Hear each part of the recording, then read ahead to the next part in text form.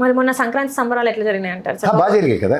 జగన్మోహన్ రెడ్డి అంటే వాళ్ళ గుడి వాళ్ళు నానే ఆడించాడు అని ఓ లబో దిబో అని క్యాసినోళ్ళు తొక్క తోటకూరని ఎన్నాళ్ళు నడిపించారు జనరంజక్ కార్యక్రమం. మరి స్టేట్ అంతా అదే పని కదా. అక్కడ జనసేనుడికైతే ఆడికి అంత పోయి కాలం ఆడపిల్లల పట్ల ఆడు మాట్లాడుతున్న మాటలు చూసేవి చెప్పు తీసుకొని కొట్టొద్దు. ఆడపిల్లలకి ఏమైనా జరిగితే నేను వచ్చేస్తానని పకోడి కబుర్లు చెప్పాడు కదా పవన్ కళ్యాణ్. నోరు పడిపోయిందా? పిలిచి రెండు టెక్కు రెండు జలాలు కొట్టలేవు. తమాషాలుగా ఉందిరా, ఏం మాడుతున్నారా నువ్వు అని. చే వాళ్ళ గురించి మాట్లాడు, టైం వేస్ట్ అసలుకి. మరి కమ్మవారి పండుగ అన్నారు కదా సార్, మరి ఇప్పటి నుంచి మరి ఎలా చేసుకోవాలంటారు? నువ్వు కమ్మమ్మాయివా? కాదు కదా. నువ్వు పండగ చేసుకున్నావు లేదా? ఏమయ్యా నువ్వు కమ్మడువా? నువ్వు పండగ చేసుకున్నావు లేదా? ఎవరో ఒక తెంగరబొచ్చి నోరుకొచ్చిన మాటలు మాట్లాడితే ఏం చెప్పాలా? బుర్ర జ్ఞానం ఉన్నది పోయింది కొంతమందికి. ఎక్కడున్నామో ఏం చేస్తున్నావు చెప్తున్నాను కదా. వాళ్ళు ఏంటంటే రాజకీయంలో ఒకసారి పవర్ మొదటిసారి వచ్చినాడు ఏదో చూడండి, ఓ సామెత ఉంటుంది ఏదో, అలా మొదటిసారి కాదు కదా వీళ్ళు. చంద్రబాబు నాయుడు గారి లెగసీ అన్నది ఈసారి 4వ టర్మ్ ఆయన ముఖ్యమంత్రి. 4 టర్ములుగా లేని ఈ పదం ఎక్కడి నుంచి వస్తుంది? ఎలక్షన్స్ ముందు ఆడ ఎన్ఆర్ఐ గడ వచ్చి వెదవాలంట, మనం ఓటైన వెదవాలని పట్టుకోవాలట, డబ్బులు ఇచ్చి కొనాలట. ఇలాంటి మాటలు వీళ్ళకి జరుగుబాటు అన్నమాట, జరిపిస్తున్నారు. ఇకపోతే నువ్వు నీకు చెప్తున్నాడు, ఆవు చేలో మేస్తే దూడలు గట్టు మేది కదా. మొన్న చంద్రబాబు గారు మాడారు. ఏం మాట్లాడు ఆయన స్థాయికి? మా భార్య నాకు నేర్పింది ఊరు వెళ్ళాలి మన పండగకని. అంటే అప్పటిదాకా నీ ఊర్లో సంస్కృతి లేదు, నీ ఊరు వెళ్ళి పండగ చేసుకోవాలి సంస్కృతి. కానీ ఇక్కడ ఆంధ్రప్రదేశ్లో పుట్టిన ప్రతి పౌరుడికి వాళ్ళ సొంత ఊరు వెళ్ళి వాళ్ళ అమ్మానాలతో పండగ చేసుకోవడం అలవాటు. మీకు లేనిది మీ భార్య మీకు అలవాటు చేస్తే అది మీరు గొప్పగా చెప్పుకోండి. అంతేకాని రాష్ట్రానికి మేము అలవాటు చేసినట్టు చెప్పడం ఎంతవరకు కరెక్ట్? అప్పుడు ఏమవుతుంది, ఆ సామాజిక వర్గంలో ఎవరైనా సరే ఆడవాళ్ళైనా మగవాళ్ళైనా మాట్లాడుతున్న మాటలు అసందర్భ పేలాపనలు ఈ విధంగా ఉంటున్నాయి. ఆడవాడు ఇంకోటి మాట్లాడుతున్నాడు, డబ్బులు ఉన్నోడు పెద్దకమ్మాట, డబ్బులు లేనోడు కాపట్, ఆడు చిన్నకమ్మాట, చిన్నకమ్మంటే కాపట్. అంటే వీళ్ళకి ఇష్టం. ఇప్పుడు పవన్ కళ్యాణ్ ఇంత కలిసిపోయారు కదా, వాళ్ళకున్న ఆర్క్రైవల్ని మర్చిపోతారు. ఇంట్లో ఉన్న ఆడవాళ్ళని కాపాడుకోవడం రాదు కానీ పెద్దకమ్మ చిన్నకమ్మ ఆడుతుంటారు వీళ్ళు. ఈ కృష్ణా జిల్లా నానుళ్ళు చెప్పులు ఉంటే ఇలాంటివన్నీ మాకు తెలియవు అనుకుంటారు కబుర్లు. చాలా దైద్యంగా ఉంటాయి, మాకు కడుపు మాడితే. అందుకనే క్షమించడని అడుగుతూనే మాడాలి ఇలాంటివి. ఇలాంటి వాళ్ళకి ఎక్కడికక్కడ టెంకుల మీద నోరు మూసుకొని ఉండండి, ఏం మాడుతున్నారని అటు పబ్లిష్ చేస్తున్నప్పుడే ఆగాలి. వీళ్ళకి చూడు, this is called modus of operandi. వాడు చూడు, వాడి పేరేదో ఉంది, వాడు ఇష్టం వచ్చినట్టు మాట్లాడు భారతమ్మని, నెక్స్ట్ వైఎస్ఆర్సీపీ వాళ్ళని. తర్వాత అది పేక మీదకి వచ్చేసరికల్లా కంటి తుడుపు చెరిగి ఆయన అరెస్ట్ చేసినట్టుగా నటిస్తూ ఆ వీడియోని డిలీట్ చేశారు. ఇప్పుడు ఆయన ఒక్కడిని ఆపారు. This is the modus of operandi. చూడు, ఆ అమ్మాయి వీడియో ఏదైతే మాడిందో అది వంశీకృష్ణ అన్నవాడు టీడీపీ వాడు దాన్ని డిలీట్ చేసాడు. నువ్వు జాగ్రత్తగా గమనించుకో ఇవన్నీ. పుచ్చకాల దొంగలంటే భుజాలు ఎందుకు తొడుక్కుంటున్నారు? కొన్ని మళ్ళీ ఆశ్చర్యకరమైన విషయం తెలుసా, ఆ అమ్మాయి కమ్మ సామాజిక వర్గం గురించి ఇంత కష్టపడి మాట్లాడింది కదా, ఆ అమ్మాయి భర్త ఒక రెడ్డి సామాజిక వర్గం వ్యక్తి. సార్ అసలు ఎందుకు సార్ చెప్తున్నాను, you have some transparency in your life, please talk about it. నేను ఇవాళ చెప్తున్నాను, కులమతాలకు అతీతంగా మనం చూడవలసింది, కులమతాలకు అతీతంగా మనం ప్రవర్తించవలసిన రాజ్యాంగానికి బొద్దులే మాట్లాడినప్పుడు ఎందుకు ఎలివేషన్స్ ఇచ్చుకుంటున్నావు? అసలు కులాలను తీసుకొచ్చి పండగలకి పెట్టేసి ఇంకా రోజు ముందు ఇంకేం జరుగుతుందో కూడా తెలియని పరిస్థితిలో ఉన్నాం. ఆయన అట్లనే చూసుకున్నట్టయితే సార్, ఇప్పుడు మంత్రి గారు చెప్పారు, మంత్రి నారాయణ గారు, ఎన్టీఆర్ గారి సీనియర్ ఎన్టీఆర్ గారి విగ్రహానికి 1750 కోట్ల రూపాయలు వెచ్చించి నిర్మాణం చేస్తామని చెప్పేసి అది కూడా చర్చనీయాంశం అయింది. ఎందుకంటే కమ్మ కార్పొరేషన్లు తీసేసి వాళ్ళకేమో డబ్బులు లేవు, నిధులు లేవు, సో పథకాలకి డబ్బులు లేవు, వీళ్ళకి ఇవ్వడానికి కూడా డబ్బులు లేవు అని చెప్పేసి అన్నవాళ్ళు. మరి విగ్రహానికి ఇన్ని కోట్ల రూపాయలు ఎక్కడి నుంచి వస్తున్నాయి? నూరా తాడిమట్ట అని అడగాలి, ఫస్ట్ అది అడగాలి ఎవడైనా. ఎందుకంటే గతంలో సర్దార్ వల్లభాయ్ పటేల్ గారి విగ్రహం పెట్టినప్పుడు దానికి 3500 కోట్లు ఎంత ఖర్చు అయినప్పుడు చంద్రబాబు నాయుడు గారు తెలుగుదేశం వాళ్ళు మాట్లాడిన మాటలు విను. అలాగే మహాపురుషుడు హిందువుల ఆద్యుడు శివాజీ గారి విగ్రహాలు పెడుతున్న దానికి వీళ్ళు మాట్లాడిన మాటలు ఒకసారి రికలెక్ట్ చేసుకో. అంటే సర్దార్ వల్లభాయ్ పటేల్ గారి విగ్రహానికి సెంట్రల్ గవర్నమెంట్ ఇచ్చింది కదా, ఇక్కడ ఇస్తే తప్పేంది అని మాట్లాడుతున్నారు. అందుకే చెప్తున్నాను. తర్వాత బాలకృష్ణ గారి సినిమా డైలాగులు అటువంటి విగ్రహాలు కదరా గుండెల్లో ఉండాలని. ఇదే రామారావు గారికి కనీసం భారతరత్న ప్రతిసారి ఇది మనకు ఒక అలవాటు అయిపోయింది. ఆయన చనిపోయిన రోజుల్లో ఆయన పుట్టినరోజు ఈయనకి భారతరత్న ఇప్పించాలి.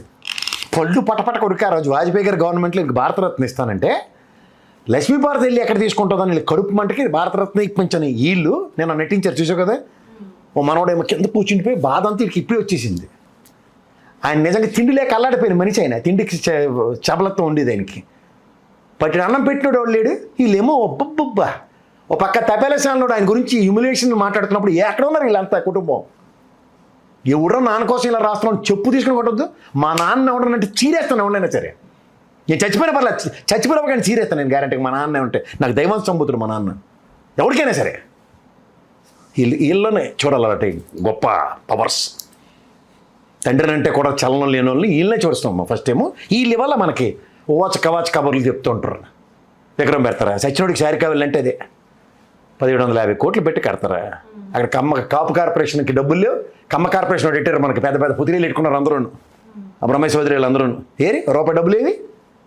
1750 కోట్లతో రామారావు గారి పేరు మీద ఇవాళ వెనకబడిన పిల్లలకి, వెనకబడిన చదువుకి ఈ పథకంలో 1750 కోట్లు ఎలకేట్ చేస్తున్నాం ఈ సంవత్సరానికి ఎవరి ఇయర్. చెప్పనా?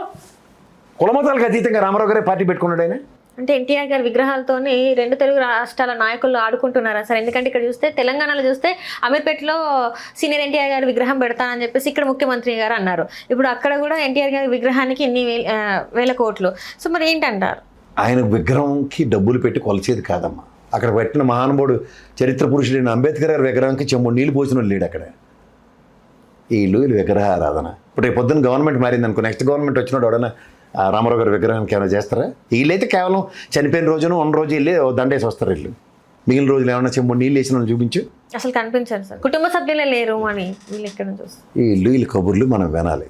నేను ఒక విషయం చెప్తున్నాను నెక్కచ్చిగా, రామారావు గారు విగ్రహం పెట్టడానికి నేను వ్యతిరేకం కాదు.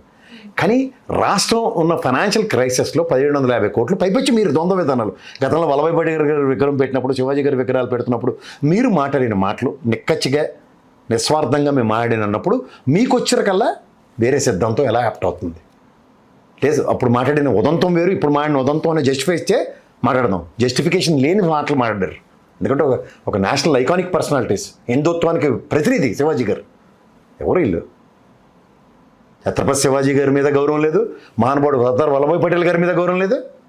మళ్ళీ హైదరాబాద్కి నీళ్ళు ఇచ్చాను, బిర్యానీ నేనే వండాను, ముచ్చలు నేనే పోచాను, ముస్లింలకు అన్నం నేనే గోరుమతలు తినిపించాను. ఈ టపాచబుత్తులు కబురు మాత్రం భలే చెప్తారు, జడ్డి వేదాల్లో వింటున్నాం కాబట్టి. కానీ కొంతమంది ఏమంటున్నారంటే అది విగ్రహానికి కాదు, ఆ అమౌంట్ అంతా అక్కడ ఉన్న కాంప్లెక్స్ కట్టడానికి విగ్రహానికి చాలా తక్కువ అవుతుంది, కాంప్లెక్స్ కట్టడానికి ఎక్కువ అవుతుంది, అది చెప్పడానికి రాలేదు మంత్రి. దేనికి కాంప్లెక్స్లు కడతారు నాకు అర్థం కదా. దేనికి కడతారు కాంప్లెక్స్లు నాకు అర్థం కాదు. ఒక్కొక్కలానికి ఒక రామారావు గారి పేరు మీద కళ్యాణ మండపంలో కట్టిన ఊరు ఇవ్వండి. ఏడు చెప్తారు అమ్మాయిలు. ఏదైనా ఒక ఇష్యూ భూమరం కానీ ఈ బ్రహ్మానందం గారు స్క్రిప్ట్ పెట్టుకుని రెడీగా ఉంటారు. ఈ పనికి మాలేదు వాళ్ళు. నోరు ఇప్పితే అబద్ధాలు వాళ్ళు, జీవితంలో నిజం చెప్పరు వాళ్ళు. నిస్వార్థంగా రామారావు గారికి విగ్రహంకి అలా ఆవిడ చెప్పింది కదా, నేను తలుచుకుంటే 2% అమ్మితే చాలు ఈ డబ్బులు వస్తాయి. హెరిటేజ్ వాళ్ళు కడుతున్నారు బిల్డింగ్, ల్యాండ్ ఇచ్చాం. లోకేష్ గారు అందరికీ పంజారం పెడతారు కదా ల్యాండ్. స్వచ్ఛందంగా అమరావతిలో ల్యాండ్ ఇచ్చాం మేము. రామారావు గారి విగ్రహం హెరిటేజ్ కడుతుంది చెప్పనా? మళ్ళీ డబ్బులన్నీ మనమే తగలెట్టాలి. రామారావు గారికి మీరు నివాళులు ఎప్పించారా? రామారావు గారు అంటే గౌరవం లేదా? మీకు గౌరవం లేనిది, మీ కుటుంబానికి రామారావు గారి మీద గౌరవం లేదు. నేను డెలిబరేట్ స్టేట్మెంట్ ఇస్తున్నాను.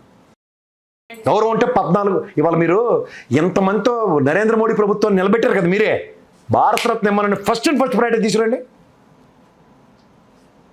అలా ఏమో అని చెప్పమనండి, అప్పుడు మాడతాను. బీజేపీ గురించి నేనే మాడతాను, మీకన్నా ఎక్కువ మాడతాను నేను. అడగడానికి నోరు రాదు. వాళ్ళు మళ్ళీ పార్లమెంట్ హౌస్లో కార్యక్రమాలు ఎలా ఉంటుంది తెలుసా? చంద్రబాబు గారికి చెప్పకుండా కుటుంబం ఒక విధంగా ఉంటుంది. అప్పుడు బాలకృష్ణ మళ్ళీ అపరిచితుడు అయిపోతారు. అక్కడ కుటుంబం ముఖ్యమైపోద్ది. ఇవన్నీ చంద్రబాబు గారికి జరిగిన అవమానాలు. మాకేమి తెలియదు అనుకుంటారు, మేమేం చూడలేదు అనుకుంటారు. వీళ్ళ గౌరవాలు, వీళ్ళ గురించి మనం మాడాలి ఇక్కడికి వచ్చింది. మరి ఈ హత్య రాష్ట్రాలు ఎట్లా చూడాలి సార్? ఏ హత్యలు? హత్యలు జరుగుతున్నాయి కదా ఇప్పుడు. వైసీపీ ఇప్పుడు సల్మాన్ హత్య జరిగింది. సో మరి దాన్ని ఎలా చూడాలి? దాన్ని చూడాలంటే లా అండ్ ఆర్డర్ మీద పట్టు కోల్పోయి ప్రభుత్వం కింద చూడాలి. 400 కుటుంబాలు ఆ ఊరు వదిలి వెళ్ళిపోయి ఎలక్షన్ అయిన తర్వాత దాని మీద నగర బహిష్కరణలు వీలు విధిస్తుంటే, మొన్న చూడు పవన్ కళ్యాణ్ అక్కడ SC ST వాళ్ళని బహిష్కరించి వాళ్ళని ఇలా మాట్లాడితే అది ఏదో రాజకీయ అవసరాలకి అని నటించిపోయాడు కదా. అలాగే ప్రభుత్వం కూడా నటించిపోతుంది. అదేంటి స్టేట్లో ఉన్న 400 కుటుంబాలు బయటికి పోవడం ఏంటి, మళ్ళీ ఊరికొచ్చిన వాడిని చంపేయడం ఏంటి, వాడి మీద మర్డర్ కేసు పెట్టడం ఏంటి, కోమలో ఉన్న మీద బెటర్ 328 తెలుసా? ఘోరాతి ఘోరంగా నడుస్తుంటే లా అండ్ ఆర్డర్ ఏం చెప్పాలో నాకు అర్థం కావట్లేదు. ఇంత కక్ష లేటమ్మా ప్రజాస్వామ్యం. నాకు తెలిసి ఒక 10 రోజులు ఉంటుంది. ఎలక్షన్ అయిన తర్వాత గెలిచినోడు ఆవేశం, ఓడిపోయినోడు బాధను. 7 సంవత్సరాల తరబడి ఏంటిది? 2 సంవత్సరాల కాలం వస్తుంది. అయినా కూడా ఇంకా ఇట్లాంటి హత్యలు జరుగుతూనే ఉన్నాయి.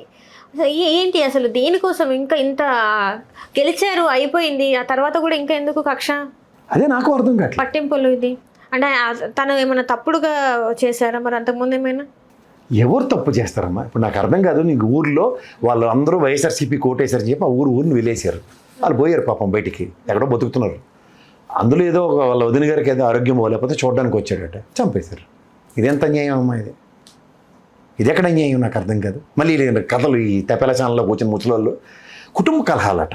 అరే కుటుంబాలే బయటికి పోయారు బాబు. వాళ్ళ అన్న వదిన ఆరోగ్యం పోలేకపోతే చూడడానికి వస్తే ఆ మంచం నుంచి వదిన లేచి చంపేద్దా, లేకపోతే వాళ్ళ అన్న తేలి చంపేస్తాడా? ఏమన్నా అర్థం ఉందా దాంట్లో? ఇప్పుడు చూడ పెన్నెల్లి రామకృష్ణారెడ్డిని ఆడే జీపీఎస్ గుర్తించారు, తెలుగుదేశం వాళ్ళే చంపేశారు, తిరిగి ఆయన కేసీఆర్ జైల్లో పెట్టినట్టే ఉంటుంది. అది అలవాటు అయిపోయింది కదా.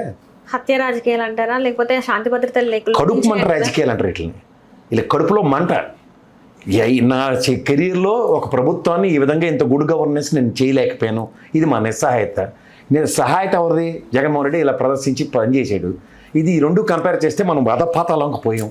అంటే జగన్మోహన్ రెడ్డిని బదనాం చేసేస్తే పని అయిపోద్దని ఈ దిక్కుమాల ఛానల్లో ఈ ప్రభుత్వం ఆ విధంగా నడుచుకుంటుంది. చూడు సెంటెన్స్, నేను అమోనియా ప్లాంట్ ఓపెనింగ్ జపాన్ వాళ్ళు వచ్చారు కదా, ఇడిచి పడిచి మళ్ళీ ఆవేశంలో జగన్మోహన్ రెడ్డి చుట్టూ తిరుగుతుంటారు. ఎందుకది? అక్కడ జగన్మోహన్ రెడ్డి ప్రస్తావన దేనికి? వచ్చారు, రైట్, శంకుస్థాపన చేశారు, 2 ఏళ్ళు కడతారు. దీనివల్ల 4,000 మందికి ఉపాధి వస్తుందా, 5,000 మందికి వస్తుంది చెప్పు. ఎవరు కాదన్నా? జగన్మోహన్ రెడ్డిలో కాదు, మేమైతే స్వర్గధామం. కొడుకేమో పక్కన నా ఇష్టం నేను ఇస్తాను ల్యాండ్లు అంటుండే. ఏంది ఇది? ఆ లుల్లువాడికి ల్యాండ్ ఇస్తే చేస్తాడు. కళ్ళ ముందు ఆ బస్ స్టాండ్ తీసుకెళ్ళి బ్యాంకులో పెడతాడు. ఆడు తీసుకొచ్చి అప్పు తీసుకొచ్చి మన కళ్ళ ముందు బిల్డింగ్ కట్టి ఆడికి కూడా కష్టం ఉంటుంది. లైఫ్ స్టైల్ లోటు పెట్టి ఒక షాపు, షాపర్ స్టాప్ వచ్చి లోటు పెట్టి ఒక షాపు, రత్నదీపం కిరాణా కొట్టి పెట్టుకో అని లోపలికి ఇస్తారు అవకాశాలు. ఇది లుల్లు మాల్. ఇక్కడ కోకటపల్లి అద్దె భవనంలో ఉన్నాడు ఇక్కడ మావాడు. అలా గుజరాత్ వాళ్ళు ఏమో 500 కోట్లకు ల్యాండ్ అమ్మి కట్టు బిల్డింగ్ అన్నారు. మనోడికి చాక ఫలాలు ఏంటో నాకు అర్థమవుదు. ఎందుకు సార్ మరి అంత ప్రియారిటీ? ఏం మరి మా పక్క రాష్ట్రాలు ఇవ్వండి ప్రియారిటీ, ఇప్పుడు ఈ రాష్ట్రం మాత్రం ఎందుకంత? వెనకడికి తనంత కాకపోతే తాడి మట్టుకు ఎదురేదాం అన్నట్టు అలాగ ఉంది వీళ్ళ పరిస్థితి. భూ పందేరాలు, భూములు పనిచేసుకుంటున్నారు, లోపు బయట ఆడేసుకుంటున్నారు, అంతకన్నా ఇంకెట్లేదు. హలో, తెలుగు రాజ్యం ఛానల్ చూస్తున్నారా? సామాజిక రాజకీయ జీవన చిత్రణే తెలుగు రాజ్యం.